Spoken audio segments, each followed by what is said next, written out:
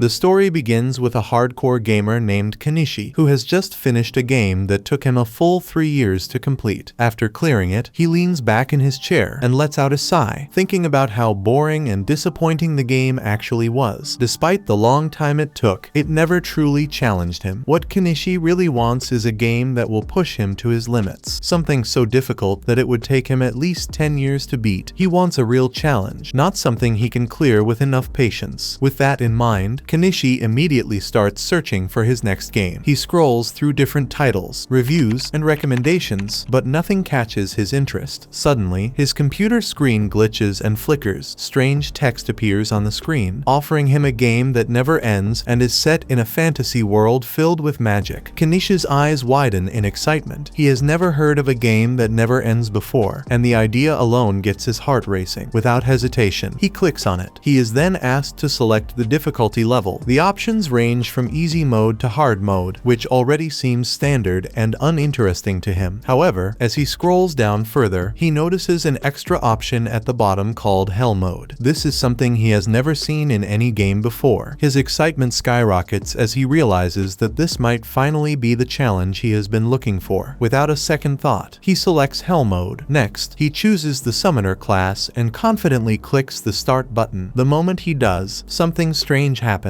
His screen flashes brightly, and before he can react, he gets sucked straight into his computer screen. The next thing he knows, he wakes up in a completely different world as a newborn baby, crying as he is born into a poor serf family. Shortly after his birth, a man picks him up gently and gives him a name. That name is Alan. Surprisingly, Alan does not feel upset about his situation. In his previous life, he was a 35-year-old broke gamer stuck, working a dead-end job with no future. Compared to that, this new life feels like a fresh start. Being reincarnated gives him a second chance to live a better and more meaningful life. At the moment, Alan is only 1 year old, so he cannot speak yet. However, he has no trouble thinking clearly inside his mind. He can organize his thoughts, understand what people say around him, and observe everything carefully. He also realizes that the language spoken in this world is Japanese, meaning it is the common language here. Alan and his family live in a frontier village where pioneers pay taxes to a ruling lord in exchange for the right to cultivate the land. The village is still new and undeveloped, so it does not even have a proper name yet. Alan's father is named Rodden, a hardworking and caring man who does everything he can to support his family. Judging by his looks and behavior, Alan guesses that Rodden is around 20 years old. His mother's name is Derja, and Alan assumes she is likely in her late teens. Watching how close and loving his parents are with each other, Alan figures it is only a matter of time before he ends up with younger siblings as well. Later that night, after Alan is put to bed, he lies there quietly and starts thinking. He suddenly remembers that in this world, he is supposed to be a summoner. Curious, he decides to try opening a status window to check his stats. However, the moment he attempts to do that, something unexpected happens. Instead of a simple window appearing, a large book suddenly materializes and floats above him in the air. Alan shrieks in shock at the sudden sight of it, completely startled by what just appeared. His shout immediately grabs his parents' attention. Realizing this is bad, Alan panics and quickly makes the floating book disappear before they can see it. His parents rush in to check on him, but when they see that nothing strange is happening, they assume he was just making noise in his sleep. Thinking it is nothing serious, they quietly leave the room. Once they are gone, Alan carefully brings the book back out again. He soon learns that the floating book is actually a grimoire that contains all the details about his stats and abilities. As he reads through it, he confirms that he really is a summoner, just like the class he chose in the game. The book explains that he can summon creatures, but because of his young age, he is currently limited to summoning only insects and beasts. Even so, Alan feels extremely excited. He wants to summon something right away, so he tries summoning an insect. However, no matter how many times he tries, nothing happens at all. After several failed attempts, Alan forces himself to calm down and think carefully. He remembers another skill listed in the grimoire and decides to try using his create skill first. When he activates it, something finally happens. A crafting card for an insect appears right in front of him. Seeing this, Alan realizes that he needs to create the creature first before he can summon it. Now that he has the crafting card, he prepares to summon the insect properly. Just as he is about to do it, his mother comes in to check on him. Alan reacts instantly, lying back down and pretending to be asleep. Even after his mother father leaves the room, he notices that he is suddenly very tired. His eyelids feel heavy, and he realizes that forcing himself to stay awake is pointless, deciding it is better to rest. He chooses to go to sleep and try summoning again the next morning. The following morning, when his parents are not watching him, Alan carefully brings out his grimoire again. This time, he successfully completes the summoning. In an instant, a giant grasshopper appears and jumps straight onto his face. Alan panics, but quickly recovers and tries giving it orders, telling it to obey him. Unfortunately, the grasshopper shows no interest in listening and simply hops away on its own. Confused, Alan checks the grimoire again, hoping it might explain what is going on. He finds the grasshopper's stats written inside the book. The grimoire also informs him that he needs to give his summoned creature a name. After thinking for a moment, Alan decides that Denka sounds like a decent name for a grasshopper. He then looks at his own stats and realizes that summoning Denka has actually increased his abilities. However, before he can celebrate, his mother suddenly walks into the room. She immediately notices Denka, since she is extremely afraid of insects. She reacts without thinking and instantly squashes the grasshopper. Just like that, Denka is gone. After a few more days of playing around with his skills and testing different things, Alan finally manages to summon another creature. This time, it is a small mouse, which he decides to name Mousy. Unfortunately, Mousy turns out to be just as unintelligent as Denka was. He does not really listen to orders and mostly does whatever he wants. However, unlike Denka, Mousy has a useful ability called Scurry, which allows him to move around the room at an extremely fast speed. While Mousy is still not very obedient, he will at least use Scurry whenever Alan tells him to, which makes Alan feel slightly better about the summon. Alan spends the rest of the day carefully studying his grimoire. He reads through every page again and again, trying to understand how summoning really works and what he needs to do to summon stronger monsters that can properly follow commands. He thinks about different methods, possible conditions, and skill combinations, but no matter how much he studies, he cannot find a clear answer. In the end, all his effort leads to nothing, and he is left feeling a little frustrated. That afternoon, Alan's father, Rodden, finally returns home. His clothes are stained with blood, and it is clear that he has just come back from a dangerous hunt. Rodden proudly tells Alan that he managed to take down a massive boar. He goes on to describe just how large and terrifying it was, and then asks Alan if he wants to go see it. Hearing this, Alan becomes incredibly excited. This would be the first real monster he has ever seen in this world. Seeing how thrilled his son is, Rodden decides to take him along. This is Alan's first time leaving the house, so he feels thrilled. At that moment, his father points toward a flock of birds known as albahiron. During this season, they fly north together, signaling the arrival of fall. Rodden then explains to Alan that he named him after the albahiron. After about a 10-minute walk, they arrive at the spot where the boar is being cut up. Several people are already there, working together to process the monster. At first, Alan is filled with excitement as he stares at it up close. However, after examining it more carefully, that excitement slowly turns into fear. Seeing such a large and powerful monster in person makes him realize just how terrifying it truly is. Alan understands that if he ever had to fight something like this right now, he would stand no chance at all. After a short while, one of their neighbors, a man named Gerda, walks over to Rodden and congratulates him on defeating the boar. Soon after, the other villagers nearby begin cheering as well. They all know that taking down a boar like that is no easy task and that it is a great achievement. Rodden then formally introduces Alan to Gerda. Gerda is left completely speechless when he sees how polite and well-mannered Alan is, especially considering that he is only 1 year old. Putting that aside, Alan asks Gerda how strong a boar actually is. Gerda explains that boars are naturally C-rank monsters, and that it usually takes around 20 people working together to bring just one of them down. Hearing this, Alan quietly takes note of the information. He realizes that this gives him a clear benchmark for what kind of strength exists in this world, and what he might have to face in the future. About 10 months later, Alan receives some exciting news. He discovers that he has finally reached level 2 as a summoner. This level up allows him to create G-rank creature cards, which is a big step forward for him. On top of that, he gains a brand new skill that lets him fuse his summoned creatures together. The best part of all is that his inventory space doubles. This means he can now hold twice as many buffs as before, greatly increasing his potential strength. That night, after finishing dinner, Alan feels more excited than ever. With his new level, new skill, and expanded inventory, he eagerly prepares to test out his fusion technique for the very first time.